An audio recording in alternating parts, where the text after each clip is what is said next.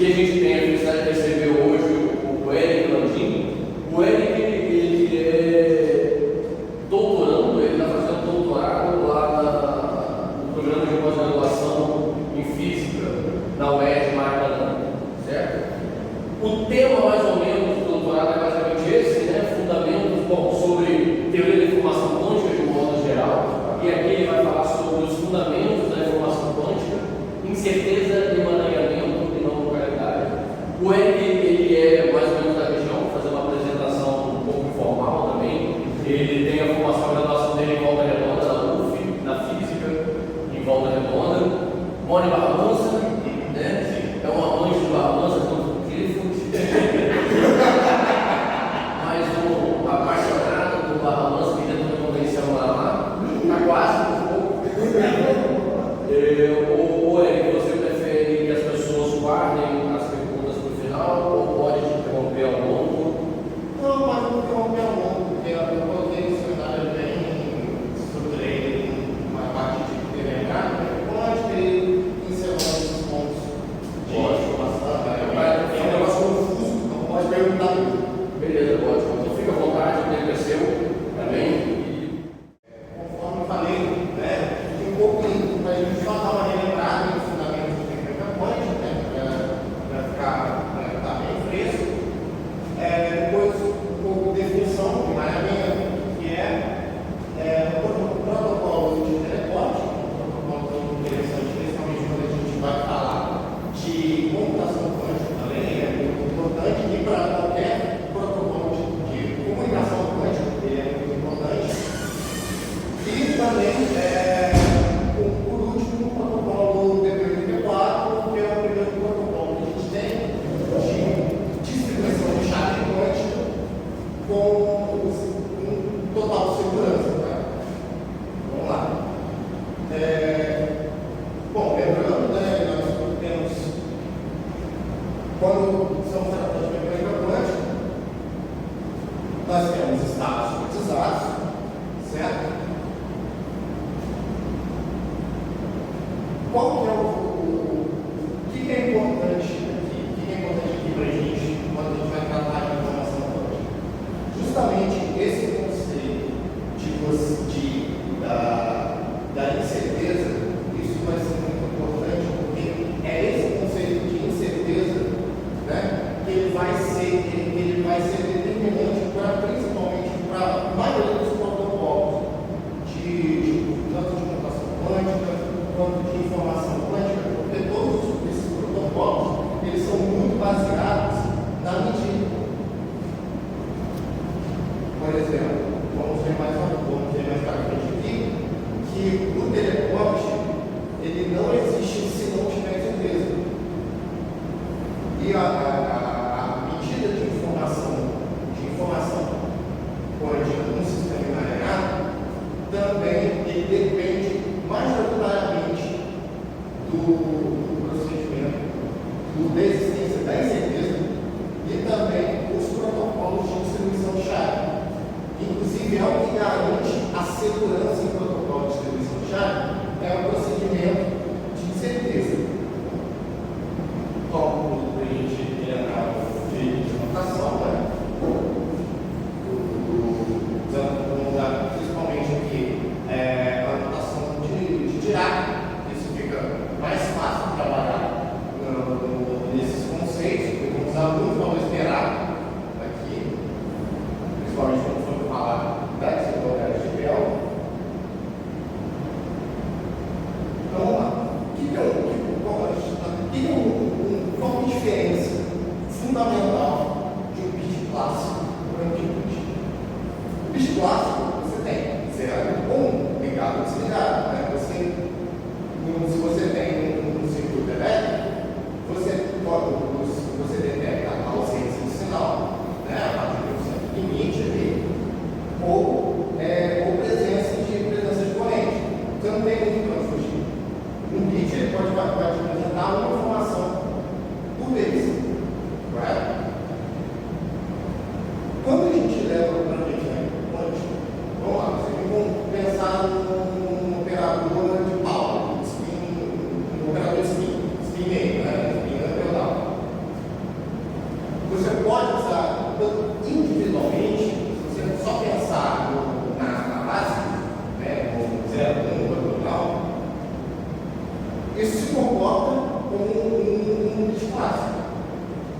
você só usar o estado. O que muda aqui?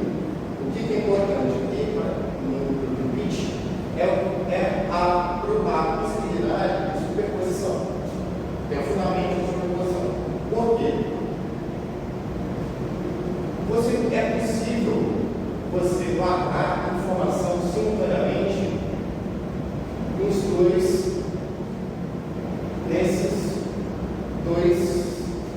dois valores complexos. E também você consegue, por exemplo, aplicar unidades aqui, porque, claro, nós vamos mudar a forma do sistema, né? Não vamos mudar a forma do estado, ainda pode, como é unitário. Isso vai continuar superposto, né? Só que você consegue fazer a partir desses unidades, você faz operações, e você consegue fazer operações com esses valores, com os valores que acompanham o estado, a base do estado. Então, você tem um paralelismo implícito da teoria, da computação. Coisa é tão impressionante, porque se você tem um bit, claro, você pode calcular dois valores diferentes. Só que com cada bit, você tem duas possibilidades de você fazer operações com esses valores, principalmente usando unidades, que é a base de algoritmos quânticos. As portas quânticas vão ser operadores de tipo exponencial de RB. Se eu tenho dois bits aqui, eu já tenho 4 valores. Quer dizer, isso escala em 2 na n. Se eu tenho 10 bits, eu tenho 2 na 10 valores para eu computar ao mesmo tempo. Então, um computador com uma quantidade muito menor de bits consegue ser absurdamente mais poderoso do que um computador clássico. Essa é a primeira grande vantagem. Os algoritmos de computação, principalmente tocando no conceito do algoritmo de Shor, é isso aqui, essa possibilidade que ele vai utilizar para fazer quebra de chave. Porque quebra de chave em criptografia atual, ela é utilizada através de fatoração de números primos. Qual que é o problema de fatoração de número primo para você quebrar ela de maneira clássica? Demora muito tempo. Quanto maior o número, maior tempo que isso gera. É basicamente com o tamanho das chaves que nós temos hoje, principalmente de banco, você demoraria um tempo assim, um tempo absurdo. Esses protocolos são mais de 1000 anos e não consegue quebrar a chave. Aqui, como você tem acesso simultaneamente a 2 na n fatores, você consegue fazer 2 na n computações. Então isso reduz drasticamente isso vai reduzir drasticamente o tempo de computação. Esse é inclusive um dos motivos que se busca a criptografia quântica, porque a criptografia é baseada em números primos. Uma vez que um computador quântico é possível, você joga todo o sistema bancário do mundo para baixo. Você poderia, em tese, validar todo o sistema bancário. Você fazer ataques. Qual é o problema do bit? Ele tem essas vantagens, só que ele tem um grande problema de coerência. O estado de superposição, como ele é muito sensível a qualquer perturbação,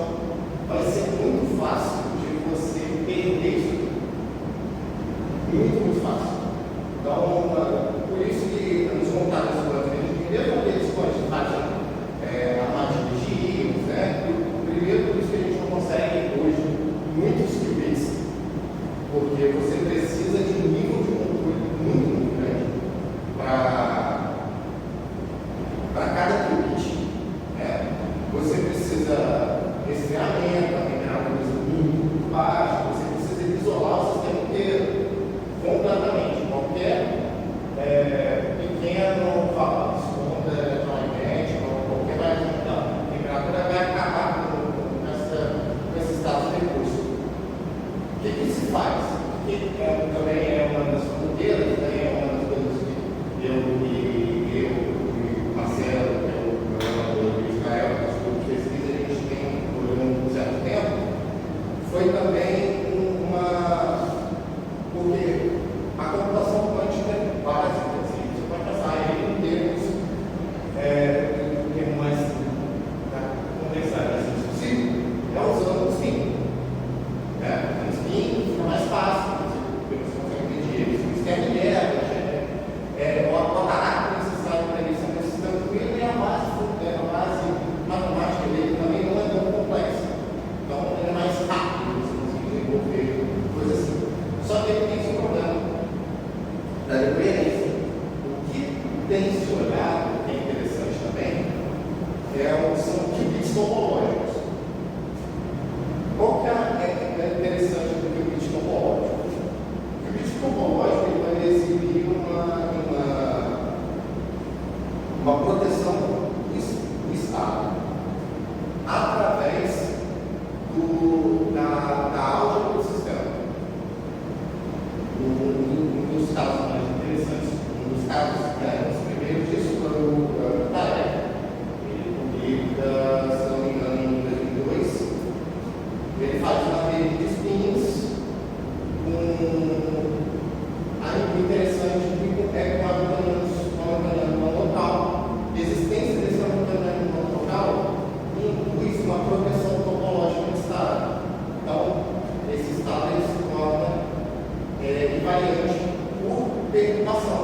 Claro, você pode fazer operações reais, você ainda pode aplicar detalhes. Mas aí a ideia, por que ele se torna mais complexo? Como eu tenho agora eu não tenho mais, eu tenho agora um sistema local, eu vou ter que usar algumas ferramentas de teoria de campo. Por exemplo, eu vou ter que definir o bicho Wilson, eu vou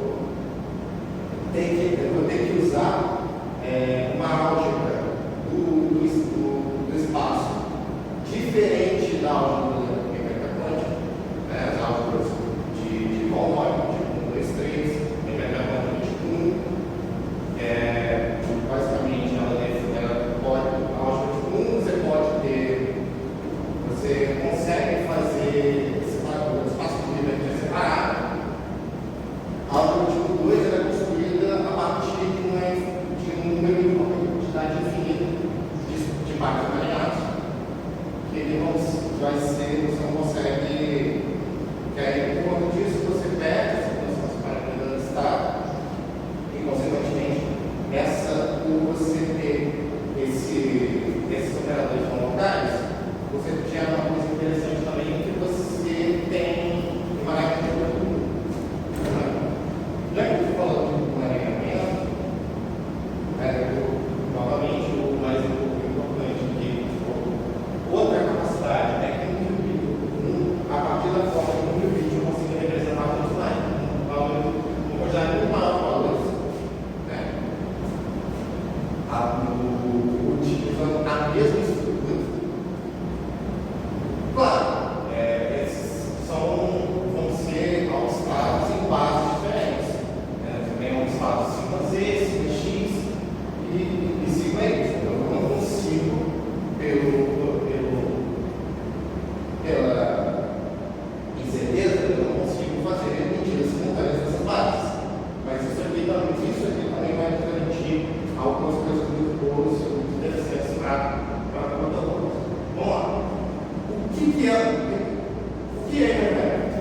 É uma coisa muito complexa. Porque a física hoje a gente está entendendo ainda invariante. Desde a primeira vez onde ele foi citado, nesse paper do Einstein-Kolmogorov-Russell, é uma crítica,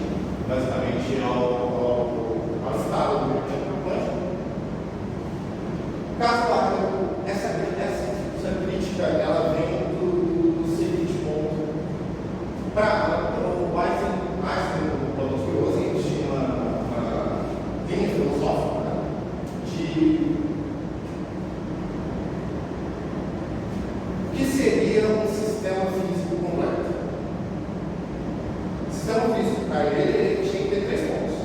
Ele tinha que ser local. Terceiro, tudo que eu medi aqui, eu posso conseguir tudo do estado se eu medir localmente.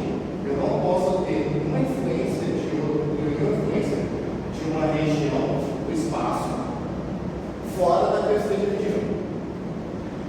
Ele tem que ser real. O que é esse conceito de realidade? Esse conceito de realidade é um conceito mais próximo do que a gente tem na mecânica básica, que é, olha, se eu tenho estado, todas as variáveis físicas do sistema são definidas pelo estado e simultaneamente. Então, em tese, para ele, deveria ser possível eu medir sempre qualquer coisa. Eu deveria poder medir posição e momento do teste simultaneamente. E uma terceira suposição, uma teoria completa, é que ela que eu tenha livre-arbítrio, quer dizer, eu possa medir sempre que eu quiser, em quais condições que eu quiser. A minha escolha de medida, se eu escolher medir sigma X ou sigma Z, isso não deveria importar para o sistema. Nem questão de se eu medir um tempo depois ou se eu medir um tempo antes. O que foi a principal crítica? Foram esses 2 primeiros pontos.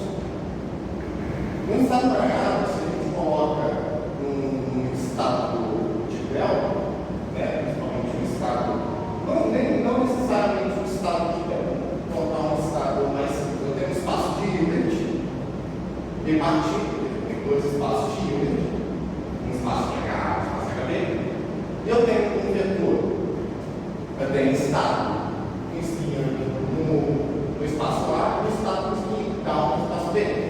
Então, o estado total desse estado, isso aqui vai ser o quê?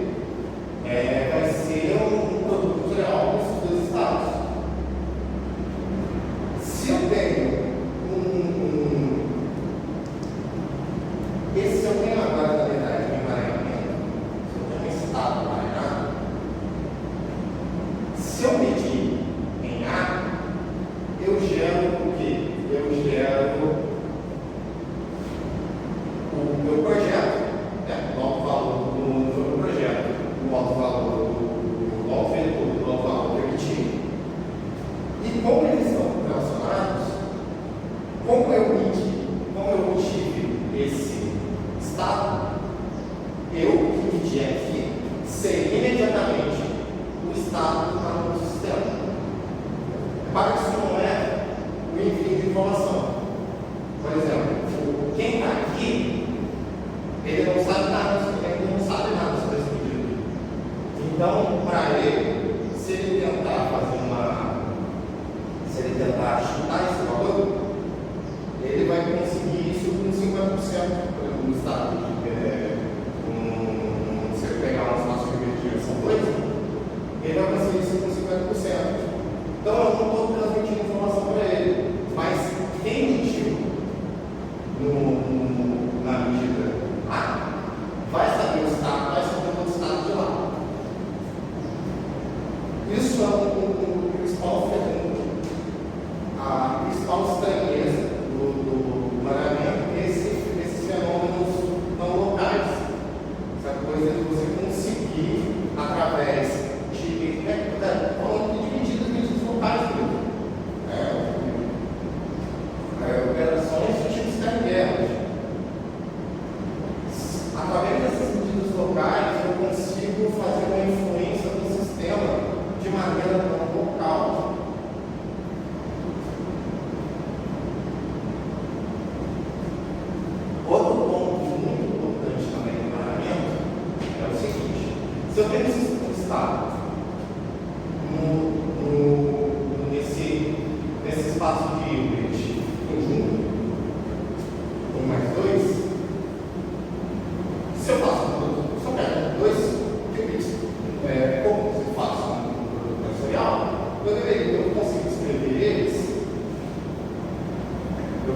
podia escrever eles dessa maneira. Tá? O problema é que eu consigo status assim. Qual que é o problema de eu conseguir? Porque eu tenho, poderia aqui ter vários coeficientes, né? A, B, C, D para cada um. Esses coeficientes alguns deles podem ser nulos. Em questão, eu tenho esse valor, eu tenho esse estado constatado. O problema é que, como eu tenho estado emaranhado, eu tenho completo conhecimento do estado, mas o meu conhecimento das partes é zero. A não ser que eu faça uma medida. Mas aí, quando eu faço uma medida, eu já projeto o estado e eu acabo com o emaranhamento. Então, aqui, com a grande questão é novamente a questão de não mobilidade. Se eu tenho um estado todo, beleza. A minha informação aqui, a minha informação do sistema, ela é completamente divisível, só ter medidas locais, eu consigo recuperar o sistema e a minha informação está contida no espaço. Contida no espaço A, contida no espaço B. Quando eu tenho estado variável, isso não está mais. Então você está fazendo a diferença entre dois num sistema que é composto por dois subsistemas isolados. Isso. Eles são isolados. E aí o seu grande sistema, o estado físico desse sistema, ele é dado pelo produto vetorial, produto tensorial entre esses dois subestados. Isso. O que é completamente diferente de um sistema que é composto por um subsistema que é o estado emaranhado. Exatamente. Quer dizer, a gente ainda consegue dividir, a gente consegue ainda fazer um produto tensorial espaço-limite. Isso ainda existe. Tá. Só o produto tensorial do estado que eu não vou conseguir quando eu tenho um estado emaranhado. Tranquilo? Isso aqui significa que a minha informação está no estado inteiro. A minha informação está dispersa pelo estado todo. O que é o que principalmente vai permitir esses nossos protocolos. Qual que é a questão? Voltando para o Einstein, Einstein não aceitava de maneira nenhuma essa noção do que tinha que ser determinístico, né? Então, Einstein, nesse paper, né, para o CPR, ele vai falar: olha, eu deveria ter sempre poder medir todo mundo localmente. Então, mas a mecânica quântica ele dá resultados muito bons. Já estava dando resultados muito bons. Você já tinha medidas muito boas. Ele já tinha escrito o efeito elétrico. Então, ele sabia que você não podia contestar a natureza experimental da mecânica quântica. O formalismo da mecânica quântica deveria continuar pelos resultados experimentais que ela já estava dando. Mas para ele, de alguma forma, deveria ter alguma variável do sistema completamente separado, de uma maneira que essa variável carregasse toda essa informação. Por exemplo, se eu tenho, voltando um pacote de onda estilo dupla fenda, estilo tipo elétrons fluidos passando por dupla fenda, você deveria conseguir, se você está medindo posição, essa variável oculta deveria mapear também o momento. Então, através da variável oculta, você deveria ter a trajetória da partícula. Pensando nisso, Soji Bell vai fazer algum certo experimento mental para testar essa possibilidade. Então, ele pega um estado EPR, que é justamente esse estado aqui. Uma terceira pessoa prepara um estado desse E duas partículas, cada uma partícula desse estado é enviado para Alice e o outro é enviado para a prova. Esse é o setup inicial do meu experimento. Então, eu tenho uma correlação, a partir desse momento, eu tenho uma correlação entre esses quadros. Vamos tratar aqui como maneira mais simples de fazer isso com uma elétrica. Vou considerar que a Alice ela tem CMQs, que ela pode medir na direção que ela quiser. E o Bob ela pode medir na direção que ela quiser. O interessante daqui é que os autovalores das matriz de Paulo, elas sempre são mais ou menos 1. Isso aqui ajuda bastante no procedimento. Eles vão pegar esse valor e vão armazenar esse negócio. Só que esse resultado, segundo a ideia de Einstein, deveria depender também dessa variável que quando eu calcular uma probabilidade, eu calcular um valor esperado, isso mora, mas isso aqui estaria na expressão total da partícula. E a gente vai assumir uma distribuição de probabilidade localizada para essa variável. Se eu quiser escrever uma correlação entre essas medidas, a gente pode representar essa correlação por um cálculo de probabilidade entre as duas medidas com essa distribuição de probabilidade.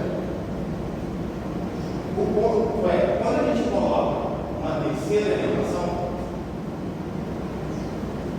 se a gente coloca também uma relação para a terceira relação, essa, a nossa correlação agora se torna dessa forma.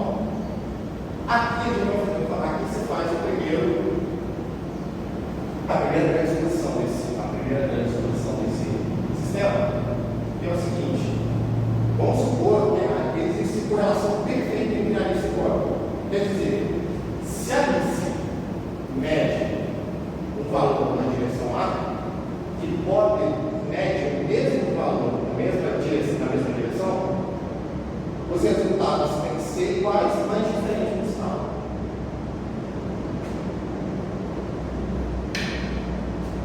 Se jogando isso aqui dentro dessa integral, fazendo algumas manipulações, inclusive usando a desigualdade triangular para a integral, nós chegamos a essa desigualdade. Aqui. O problema acontece quando a gente coloca a correlação quântica. Que a correlação quântica vai ser dada pelo valor esperado do produto desses dois operadores do meio. O problema aqui é que essa desigualdade, se a gente jogar para cá, essa desigualdade, a partir do momento que a gente coloca, que a gente faz essa troca, e dependendo da escolha desses ângulos de medida, essa desigualdade é gelada para esse estado que é que a gente considerou logo no começo. Então, essa probabilidade de variável de ocultas, ela não consegue replicar o resultado da mecânica quântica. Então, ela não consegue, porque isso aqui, essa correlação não é uma correlação clássica mesmo. Então, você não consegue, só trocando uma correlação com uma correlação maneira clássica com uma correlação quântica, isso não consegue representar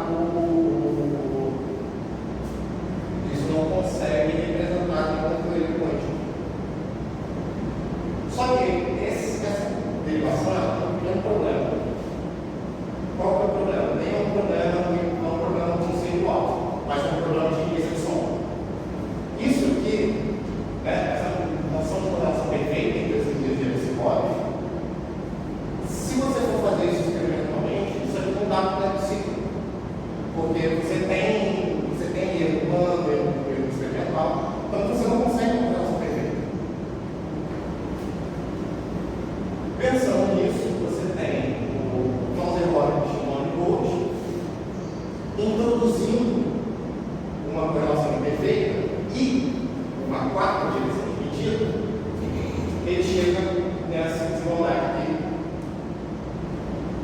O interessante dessa desigualdade aqui é quando a gente vai considerar, principalmente, primeiramente, a gente considerou isso aqui como sendo operadores tipo Paulo. Né? Nós vamos manter nós vamos ter um pouco a ideia de operadores tipo Paulo, mas agora por conta dos valores. Porque esses valores, mais ou menos eles são muito importantes, eles são determinantes para obter esse limite máximo da variável de valor. Se a gente escolhe agora dois operadores A e B, bom, você tem dois sistemas distintos, separados por uma separação tipo espaço mesmo, eles devem mudar. Você não deveria ter problemas de fazer uma medida em Alice e posteriormente fazer uma medida em Rock ou vice-versa. Eu não estou atuando nessas medidas não no mesmo sistema. Porém, eu vou requerer que as duas medidas possíveis que a Alice vai fazer, elas sim estão como possível para manter a ideia de você a ideia original usando o matriz Paulo. A matriz Paulo elas são muito constantes.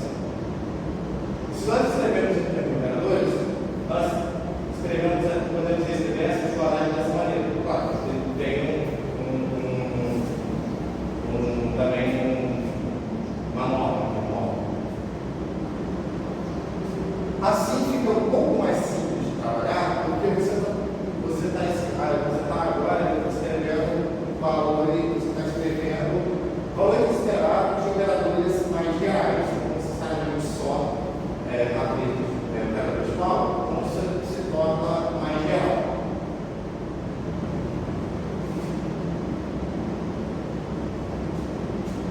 Como eu falei, ela viola isolado para se manejar. Por exemplo, vamos escolhendo um estado PE e esses operadores aqui, que no fundo estão indicando direções de medida. Né? Você tem um operador de Paulo e combinação de operadores de Paulo. Se eu pego esse valor aqui, ele calcula esses valores esperados, eu obtenho esse resultado de 2022. Esse resultado de 2022 é um valor interessante. Esse aqui é o resultado máximo para a desigualdade de Bell. Se esse é o resultado máximo para a desigualdade de Bell, então esse resultado ele tem uma interpretação. Esse valor, esse estado aqui, não só ele, tem estados que são uma base para esse estado, para esse espaço de B mais B, eles vão ser os valores que têm emaranhamento fácil. A quantidade de emaranhamento pode ser medida pela desigualdade de Bell.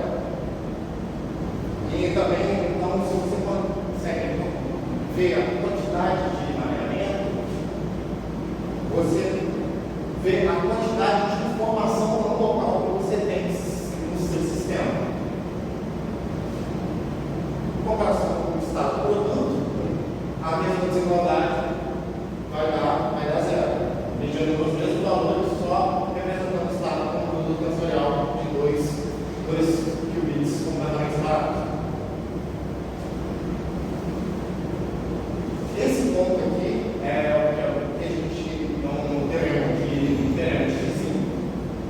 Ele mostra que nenhum estado produto vai violar a desigualdade de Bell. Quer dizer, então a desigualdade de Bell realmente ela tem um parâmetro de determinar não localidade do sistema. Ela realmente tem essa característica. Porém, como havendo. Vamos refletir. Desliga ali. Não, mas é vocês. Não, tá bom. Agora eu respondo para você.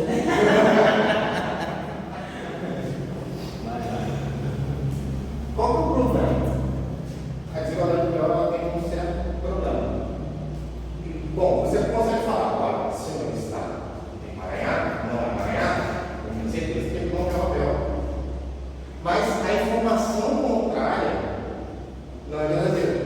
Eu não posso falar que se eu tenho um estado emaranhado, a desigualdade real vai ser violada. Por quê? Porque essa violação ela é completamente dependente dos operadores que eu escolhi.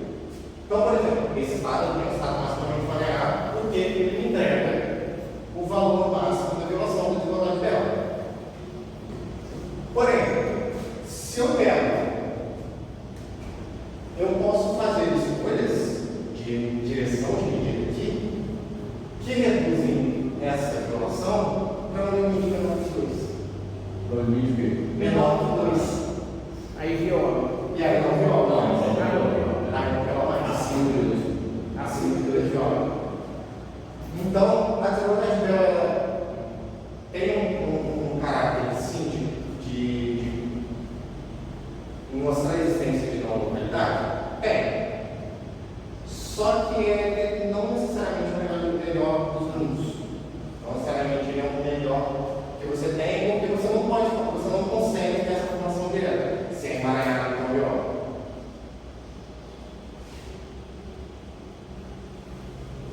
Então, como eu tenho essa. Então, de onde vem essa violação? Eu citei 3 hipóteses, os 3 hipóteses finais: local, real e livre-arbítrio.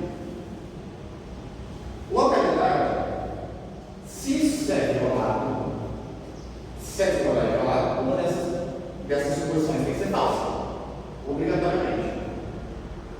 Livre-arbítrio você não pode descartar, porque você não poderia, porque você deveria ter possibilidade de fazer a medida que você quisesse. Dentro do protocolo, dentro do procedimento, não deveria importar se a Alice escolhe medir primeiro ou se Bob escolhe medir a B1, por exemplo. Se a Alice escolhe medir a 2 e Bob escolhe medir a 1. Não deveria importar isso para o resultado do sistema. Só uma coisa que eu não entendi, você está comparando, né? Você está comparando o estado emaranhado com o estado produto. Isso. Beleza?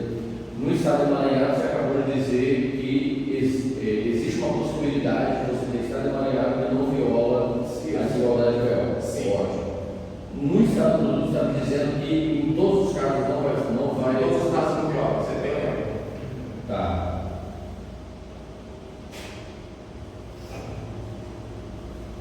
Então, essa hipótese de livre-arbítrio eu não posso descartar. Essa hipótese de realidade é uma hipótese baseada mesmo em questão no que significa medir alguma coisa no microcódigo. Por Einstein, conforme eu falei, eu deveria sempre conseguir medir qualquer coisa a qualquer tempo e independente. O problema é que existe ou seja, Einstein tinha um problema ideológico fundamental, de questão filosófica mesmo, com um quesito de incerteza. O problema é que o quesito de incerteza é impossível. Esse é um argumento que Bohr faz, ele vai lançar um paper pouco tempo depois desse paper do Einstein que usa, dizendo que essa questão da incerteza é uma questão justamente de como medir efeito. Que pela natureza e pela forma como é feita a medida, é impossível não perturbar. Não é que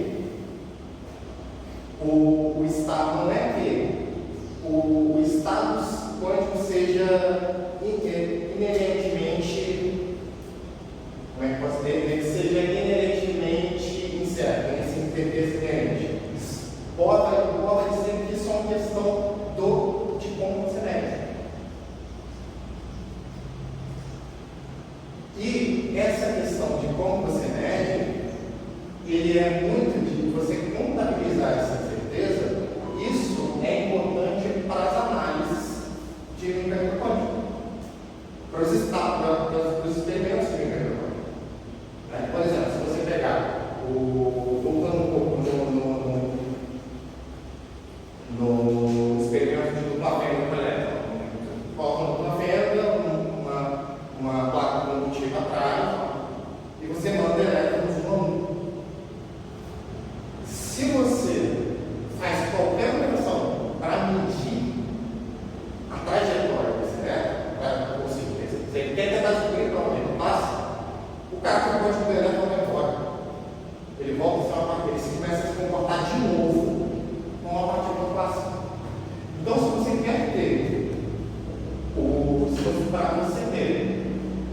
benefícios da mecânica quântica, você tem que perturbar o estado medindo de maneira bem. Claro, se você fizer uma operação, se você tem o seu operador e o estado é um estado, você medir aquilo não vai projetar o estado no valor e isso não perturba.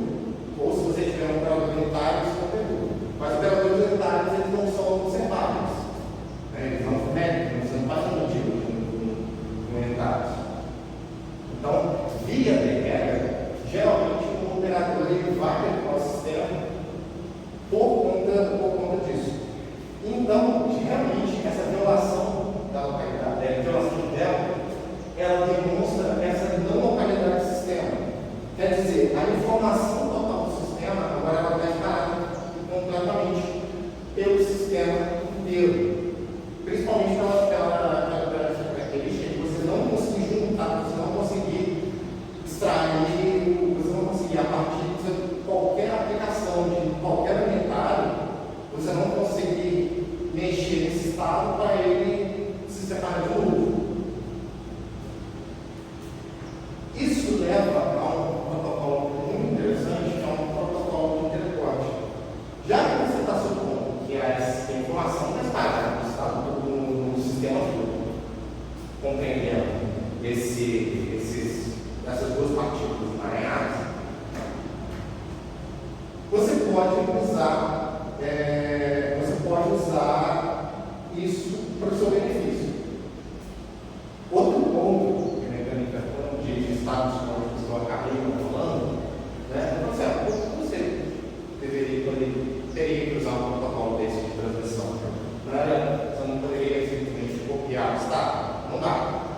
Mecânica quântica até que a gente chama de teorema da colagem.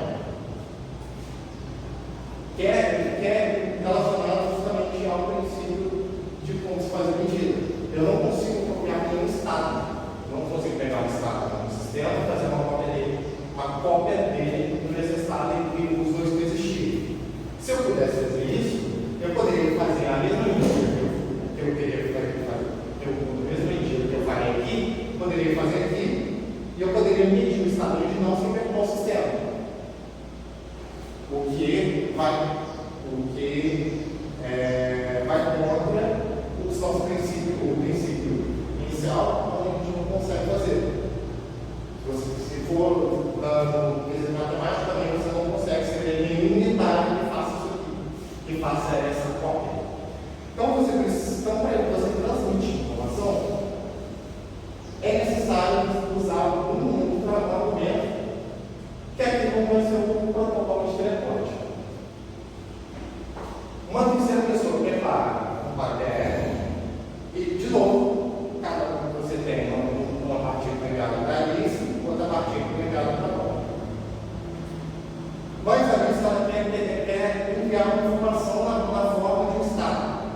Então ela prepara um estado com um tipo de qualquer. Vamos escolher o estado desse estado.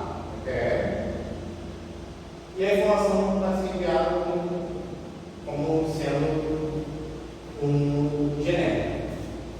Então eu posso fazer, como essas partículas são diferentes, essa partícula aqui é diferente dessas duas, o sistema é dado pelo produto tensorial entre esses dois vetores de estado. O que é importante aqui? Eu posso, em um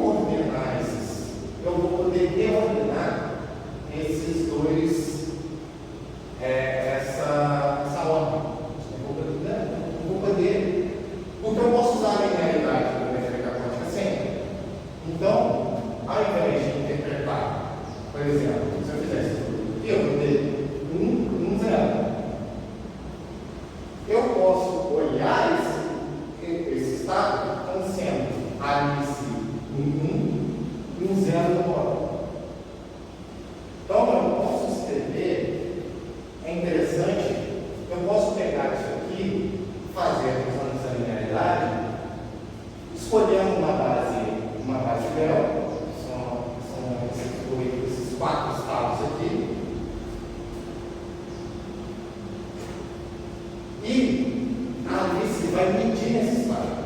O que acontece quando a Alice mede nesse estado? Ela vai medir e qualquer medida quebra o embaralhamento. Quebra o embaralhamento entre as duas partículas originais. Qualquer um. Só que eu estou medindo na base dela. Então, o estado aqui na Alice deve ser projetado no estado dela ou no paralelo. Então, eu quebro o embaralhamento entre essas duas partes e embaralho essas duas, por conta da base que eu escolhi medir. O que é interessante aqui? Se eu escrevo esse estado em função dessa base, isso antes de fazer a medida. Não fiz a medida ainda, mas isso aqui já é interessante para enxergar o que acontece. Se eu escrevo nesse estado, fazer a função dessa linearidade, eu posso escrever dessa forma.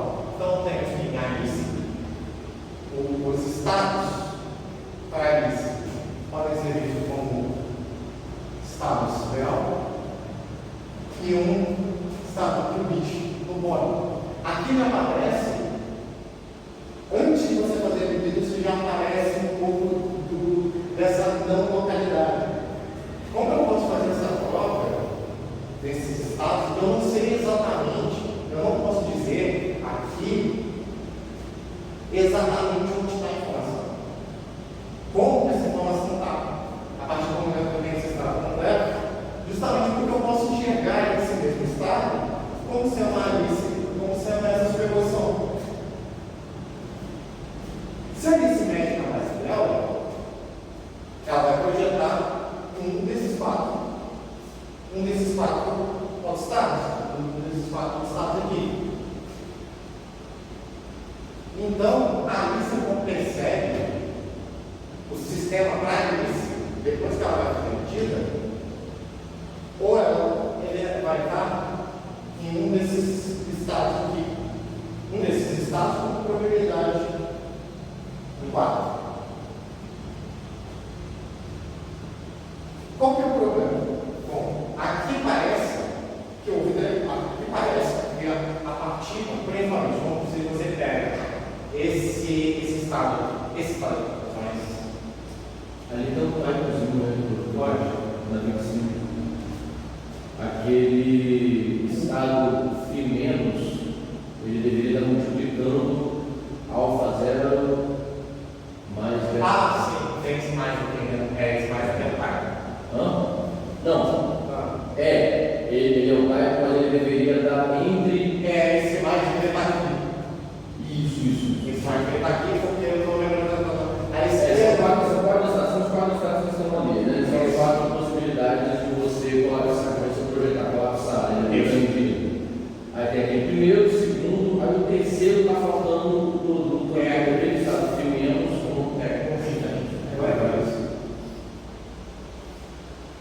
Mas aí, bom, aqui parece que o estado foi teleportado. Né? Para isso, pode ter uma partícula, por isso a gente pega esse estado não é também. Exatamente a partícula original. Para isso, o Bob está com essa partícula original. Só que qual é o problema? O Bob não tem nenhuma maneira de conseguir medir, de conseguir obter isso aqui, sem que ele saiba nenhuma informação antes. Porque para o Bob, o estado ainda está aqui. O estado é deles. Ele pode fazer um chute? Pode, mas ele vai acertar com um quarto de chance. Então é uma medida que é muito não confiável. Então, o que acontece e o que é o que segura? Porque se você pudesse, se o Bob pudesse ter esse estado só a partir da medida de Alice, você tem um grande problema, causalidade. Você está assim, você está transportando informação para qualquer ponto. Porque, olha, veja, nesse sistema eu não coloquei nenhuma informação, nenhuma descrição sobre distância nem tempo. Então isso aqui vale para qualquer distância e qualquer tempo. Qualquer separação relativa de espaço. Então, isso gera um problema de causalidade. Só que, como o Bob não consegue medir, ele não consegue medir essa partícula sem essa perícia, isso volta à causalidade. Então, o que eles têm que fazer para o Bob conseguir obter essa partícula? Só não entendi. Esse estado 25, ele foi construído por Alice, e ela tem, inicialmente, o estado que a Alice tem nas mãos uma partícula que estava emaranhada quando morre, mais uma outra partícula. Uma partícula separada. Isso, separado, num estado independente. Então, que aí ela constrói, esse estado é o resultado do produto tensorial entre essas duas, certo? A partícula emaranhada mais a partícula não emaranhada, certo? Mais, estou dizendo, no sentido de conjunto do estado. Como é que Bob tem essa função de onda? Como é que Bob tem esse sistema, sendo que ele não tem acesso à partícula que está isolada com a Alice? Por que Bob tem 25? Você falou que o estado que Bob tem é o 25.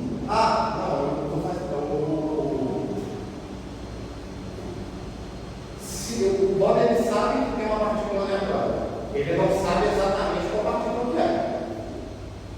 Então para Bob esse alfa e esse beta são desconhecidos. Podem ser desconhecidos. Ele não sabe qual é a partícula Ele que pode, está na isolada. verdade, ele pode saber. Ele não consegue obter de volta. Ele sabe que o estado geral é esse. Ele volta ao quê? O estado do lado dele. O resultado é aquilo. Porque o estado vai se projetar. Quando eu disse que o estado vai se projetar aqui, em algum desses, certo? Então o estado é projetado. O estado vai realizar e uma partícula solta no corpo. Ele sabe esse estado que é, mas ele não tem nenhum jeito de saber qual dos 4 estados. Esse é o problema. Ele não tem. Alice mediu, então Alice coloca sobre um desses 4. Coloca sobre um. Ele não tem como saber. Eu só entendi como que a informação chegou para Bob de que existe uma terceira partícula. Isso é pré-combinado. Isso é um protocolo de comunicação. Ele fala assim: vou mandar a partícula tal. Ela comunica a partícula que ela vai mandar. Essa informação é conhecida. Isso é conhecido, isso não é problema. Isso é um protocolo de transferência de informação. Se você está transmitindo uma mensagem, você tem que publicamente anunciar que a mensagem que é. Tudo bem. Então, o que acontece? E da mesma forma, Alice mediu um dos 4, beleza, colapsou. Ela mediu o estado, portanto, é um dos 4. Ela também não pode dizer qual estado Bob vai medir, já que ele não está emaranhado, já que o emaranhamento foi quebrado. Ela também não vai dizer. Todo conhecimento sobre Bob. Bob está livre, ele também não sabe, e nem Alice pode afirmar qual é o estado, já que, por causa da Alice sabe. Alice sabe dela, ela não sabe qual vai ser o Bob. Não, ela sabe, porque o conceito de emaranhamento é: se eu medir aqui, a Alice sabe que o estado do Bob está num desses 4. Isso. Então a Alice sabe que está aqui. A Alice tem informação completa. Esse é o ponto. Mas o emaranhamento não foi quebrado por causa da terceira partícula? Então como é que ela sabe o que Bob vai medir? Essa é a consequência do emaranhamento. Esse é o mais doido do emaranhamento. Isso é o que o pessoal aqui não se entende ainda. É exatamente isso. É questão de muita gente. Porque essa noção de que você tem você pega. Quem mediu sabe o sistema inteiro. Sabe o seu sistema inteiro. E o próximo Sim, porque você tem uma correlação entre estados. Por exemplo, o ponto aqui é que esse estado, por exemplo, o estado Siemens, está fortemente correlacionado a esse estado, a alfa 1 mais beta 0. Quer dizer, nesse sistema, a existência do estado Siemens solto implica a existência desse estado novo. É uma questão de implicação. Você não está fazendo transferência de informação, mas é uma questão de implicação. Porque existe essa correlação. Esses dois estados, a partir do momento que essa partícula foi emaranhada, e a partir do momento que eu tenho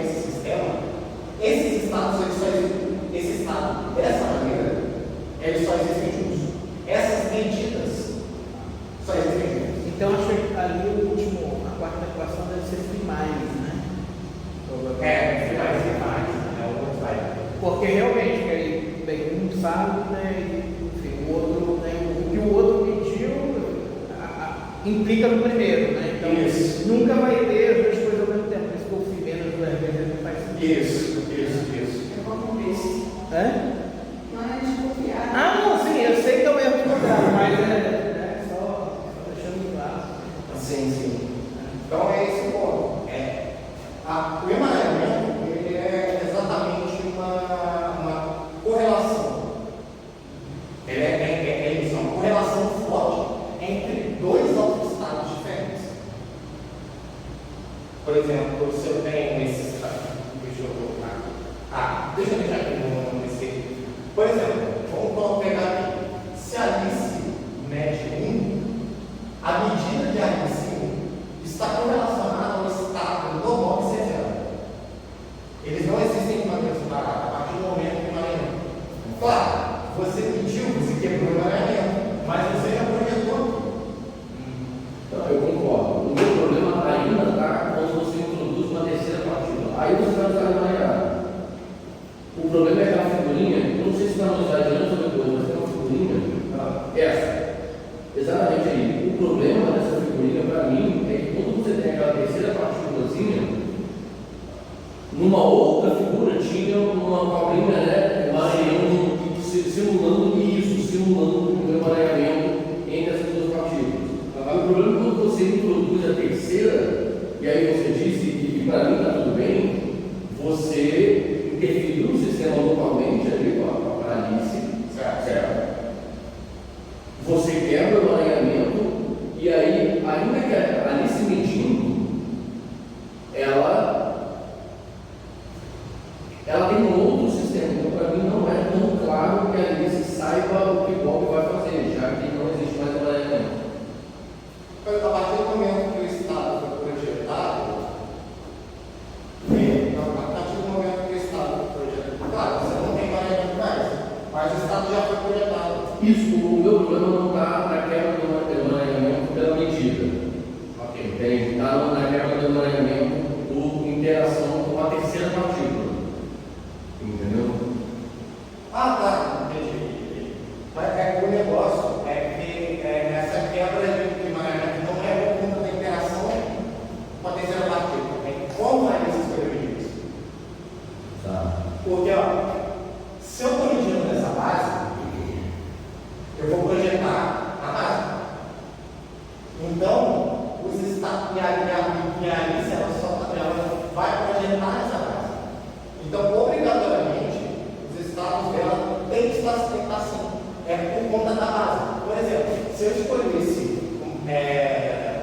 da forma de medir, se eu pegasse e medisse isso, se eu fizesse essa medida aqui, com, por exemplo, esses operadores aqui, eu ia ter quebrar a emaranhamento também, mas, por exemplo, se eu aqui, não é o mesmo estado, se eu medir aqui sigma z, nesse contexto, o estado, eu vou só projetar nesse aqui. Eu projeto em dois estados produto. O ponto é a base que eu escolhi fazer a medida. Então, a quebra do emaranhamento não é por conta da interação, mas sim por conta da forma que ela decidiu. Pode falar? Então acho que eu estou entendendo. Então, olha só, aí você tem duas partículas emaranhadas. Beleza. E aí, de um lado, aí cada um carrega. Beleza? Se carrega uma das partículas, cada um fica com uma das partículas emaranhadas. Sim. Uma dessas pessoas vai pegar uma terceira partícula, certo? E aí o estado dela é o estado composto por dois sistemas isolados. A terceira partícula e aquela outra que está emaranhada. E aí quando você mede, aí pelo fato de estados isolados não violarem a desigualdade que foi o que você mostrou naquele slide anterior, né? Então, quando você mede, isso daí não estraga o emaranhamento anterior. Por isso que quando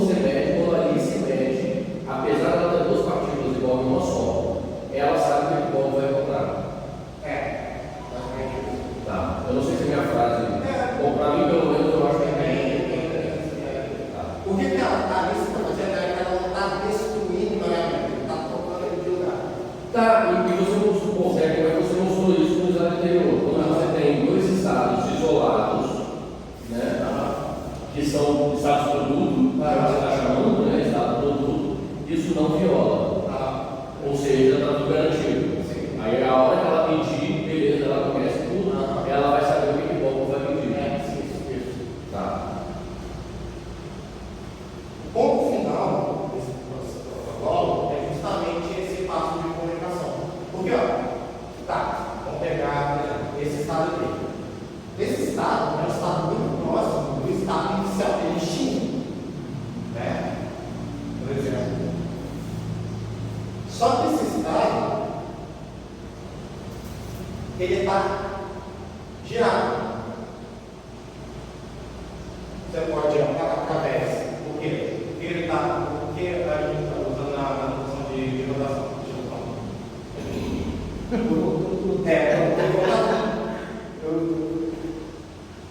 Porque você consegue representar esses estados nos scripts através do modo, então você faz uma rotação.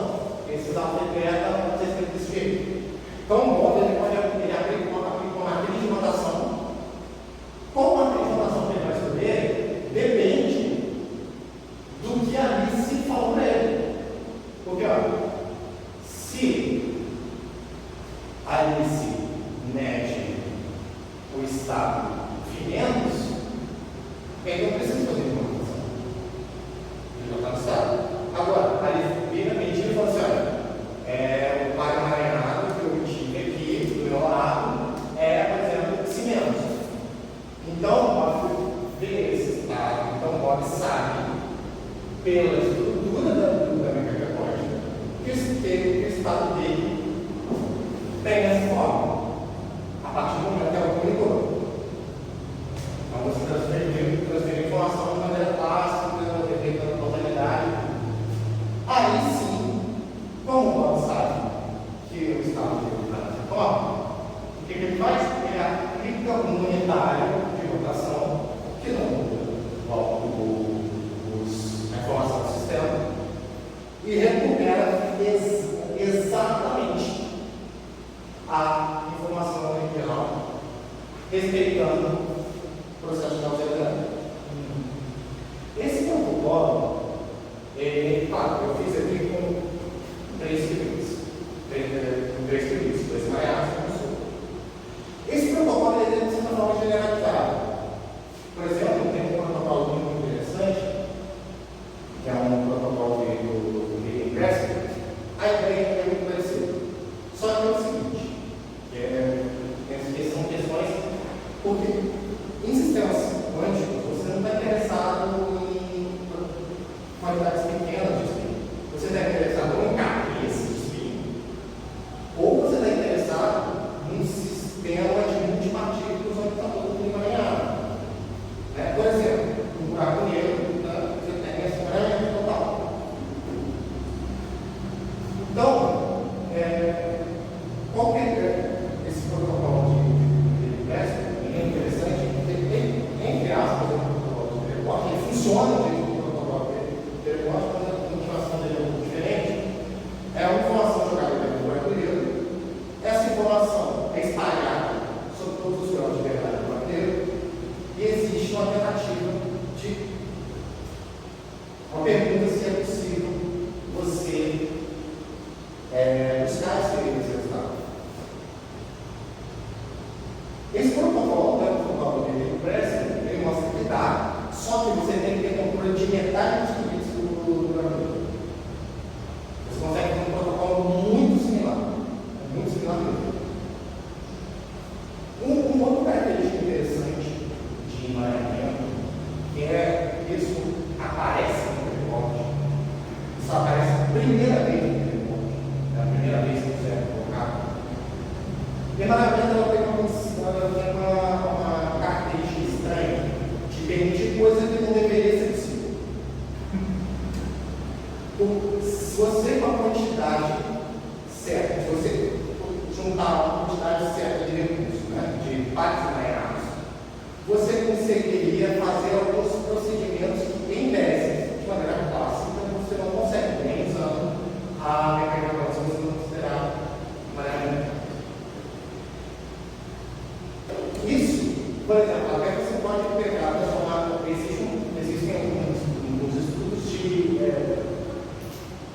Tem um pessoal que está estudando muito o fenômeno de medida, né? O que é medida?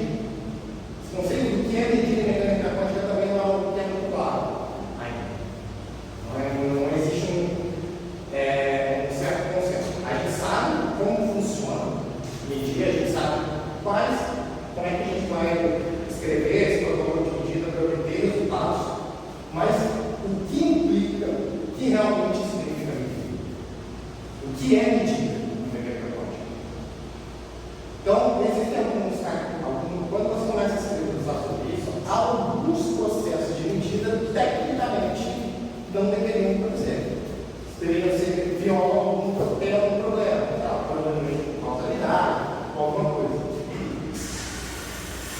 Esses processos, eles se tornam, principalmente processos voluntários, processos de medida locais, eles têm algum problema.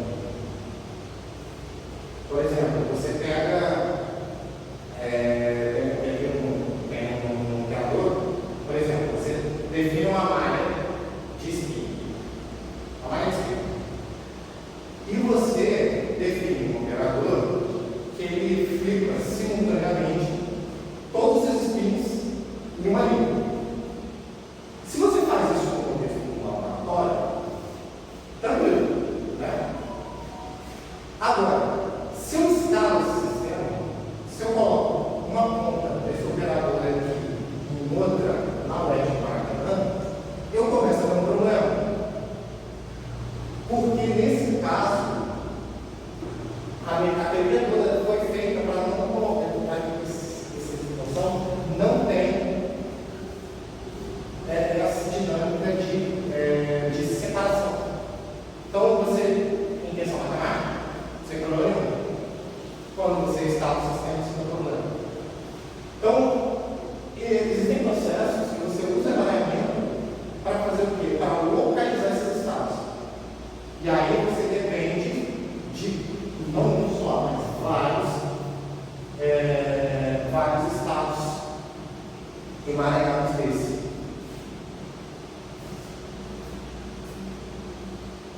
Um outro aplicação interessante, só que eu tentar uma aplicação mais direta de tecnologia, em tecnologia é o BB4.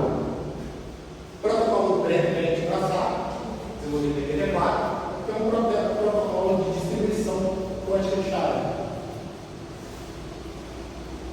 Esse protocolo ele é baseado fundamentalmente no medida de incerteza do estado. Por quê? Ele vai funcionar da seguinte maneira. Você escolhe duas bases de medida. As duas pessoas escolhem duas bases. Escolhe uma base medida de 5 a 0 ou uma base diagonal com esses dois operadores. Você não consegue, como você tem conceito de incerteza, você não consegue medir duas bases simultaneamente. E se você tem um estado numa base que é medido no outro, você tem um estado que normalmente você quebra a situação que você tinha. Qual é o ponto? A Alice vai enviar uma sequência de qubits e ela escolhendo a base. Por exemplo, ela vai enviar um qubit na base C para cima, um qubit na base C para baixo.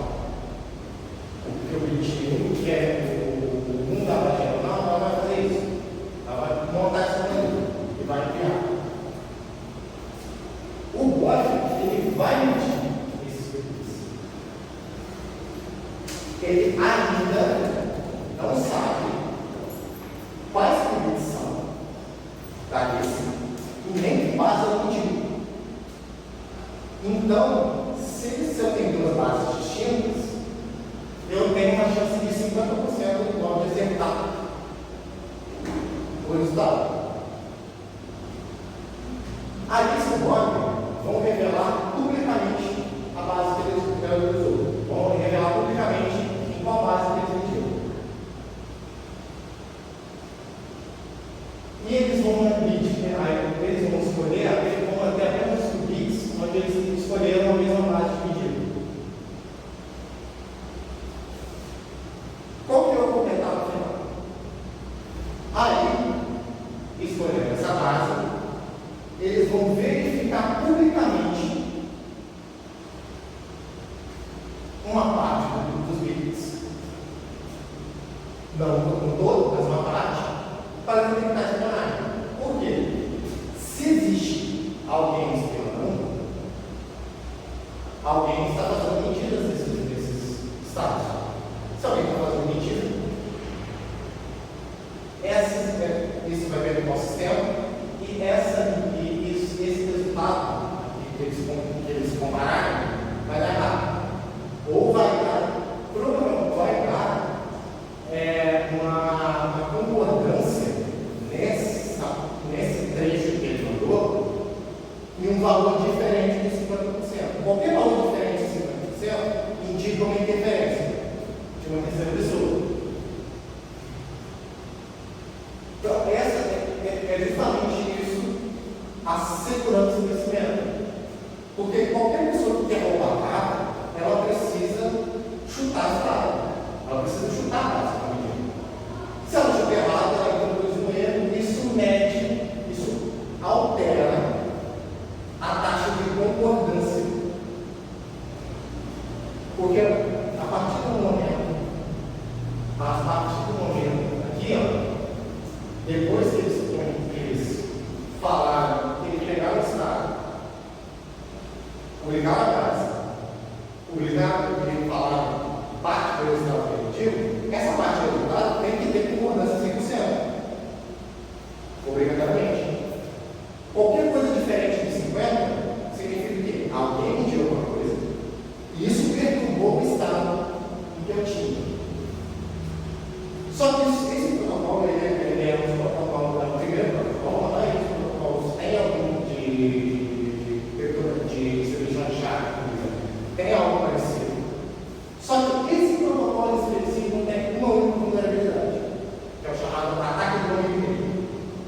O que acontece? Para esse protocolo ser possível, tecnicamente eu tenho que ter certeza que o canal é de uma via só. Que a pessoa vai contar uma data, mas não existe alguém no meio controlando esse canal. Esse canal tem que ser controlado pelas outras partes. Se eu coloco alguém controlando esse canal, por exemplo, eu coloco uma terceira pessoa no meio, o que acontece? Eu poderia. Ali se envia a sequência, aqui para essa terceira pessoa. Essa pessoa que controla o canal, ela também controla a informação que chega para o bot. Então, ela publica no próprio blog. Então, a Alice não tem nenhum jeito de saber que ela não está conversando com essa terceira pessoa.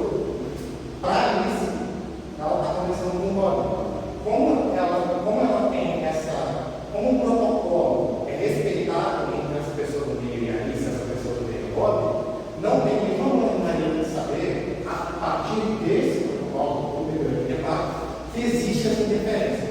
Essa é a única vulnerabilidade desse protocolo, que é a necessidade de você ter um canal dedicado de transmissão de informação.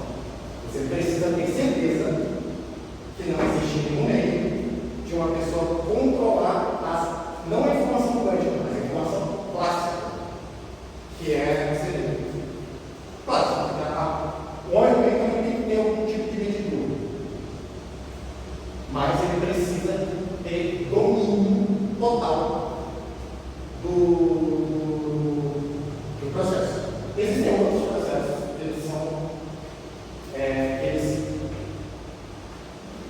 eles vão comportar isso aqui. São processos mais recentes, esse processo, inclusive, de distribuição de chave é a base do processo de comunicação entre CPF, FNJ, esse processo de comunicação quântica da rede CPF, FNJ e UF é baseado nessas duas ideias. Primeiro, principalmente aqui, você tem um raio de discos, você está mandando por eles. e a chave é transmitida dessa maneira. Como você está transmitindo ela via ar, você não. É muito difícil você ter alguém que meça esse negócio.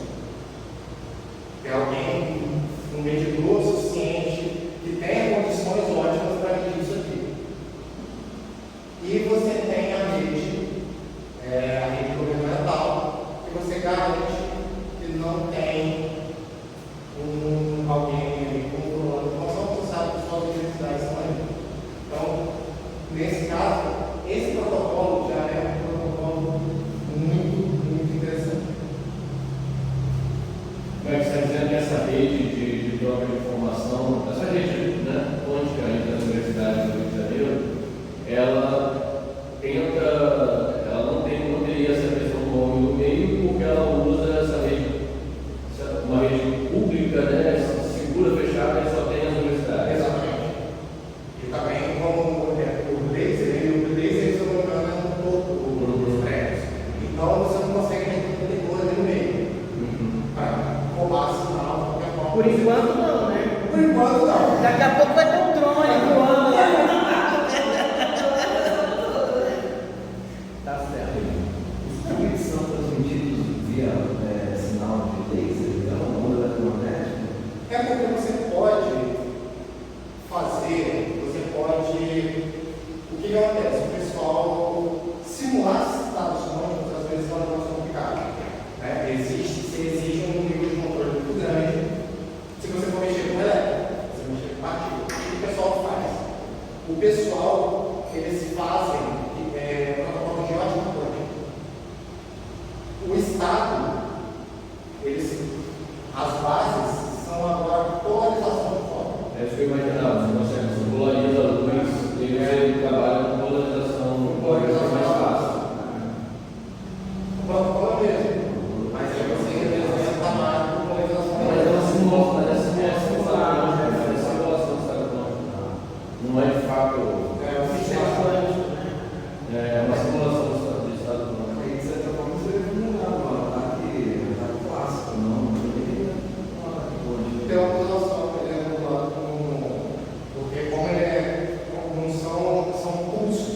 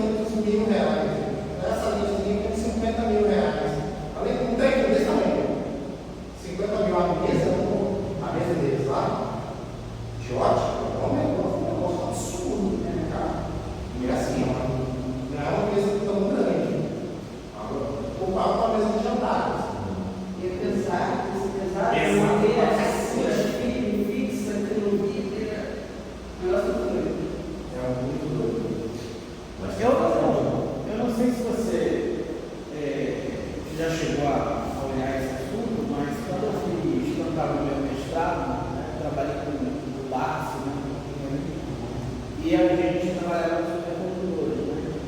Com supercontinuidade. Basicamente isso, sistemas fortemente interagentes, né? Que trabalha com superfluidos, líquidos, quânticos, né? Essas coisas. E você sabe, por exemplo, como está. Porque eu parei de ver isso, né? Não estou mais em supercontinuidade há muito tempo, já desde essa época. Mas você sabe, por exemplo, como está essa questão da. Porque eu acredito, por exemplo, com essa descrição mais, né, de visual brasileiro, né, a minha e tal, porque um sistema fortemente correlacionado, né, ele vai ter essa, vamos dizer assim, um caráter quântico, né, de interação, obviamente, por emaranhamento, né, das partículas. Você sabe mais ou menos se tem alguma ideia do que está essa. Porque tinha aquela coisa da bosonização, né, aquela história de bosonizar sistemas fortemente correlacionados.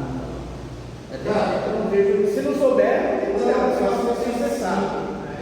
Só se você sabe mesmo. Tem sim, deixa eu pegar um. É curiosidade.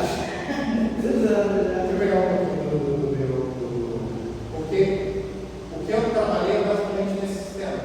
São sistemas de. Eu trabalhei em sistemas de multicorpos fortemente correlacionados. Que bacana. Deixa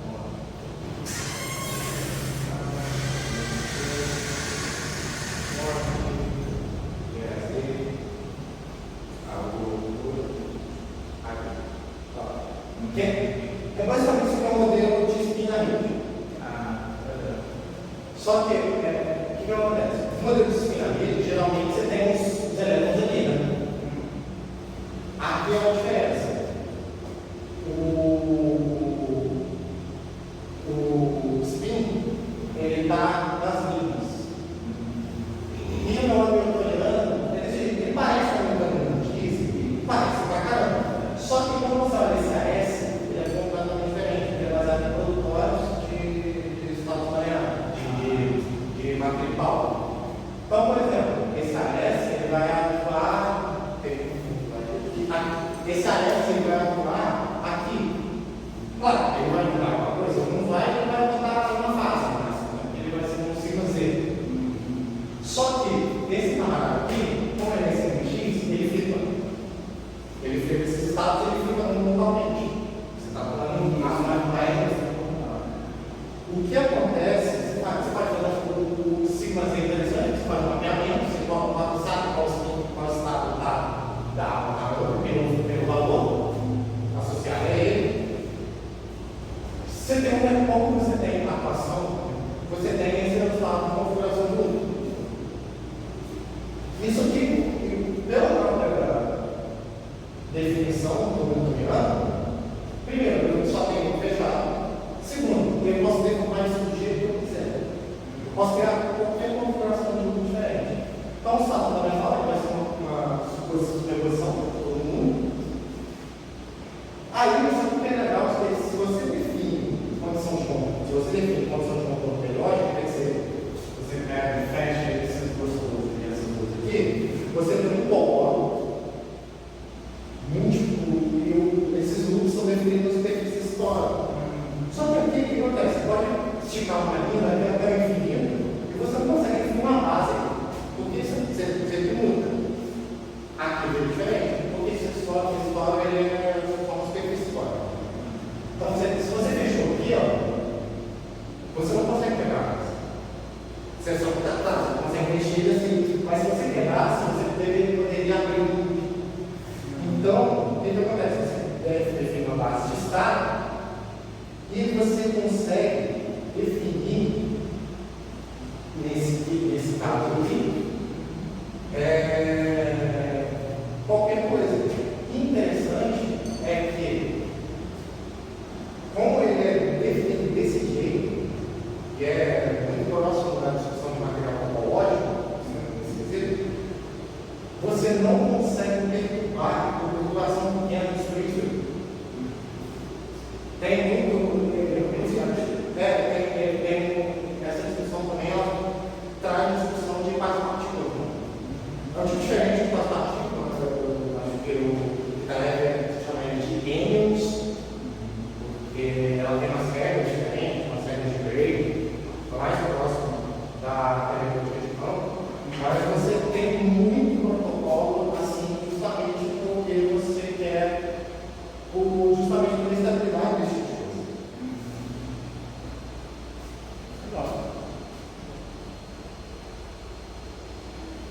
Muito bom. Vamos agradecer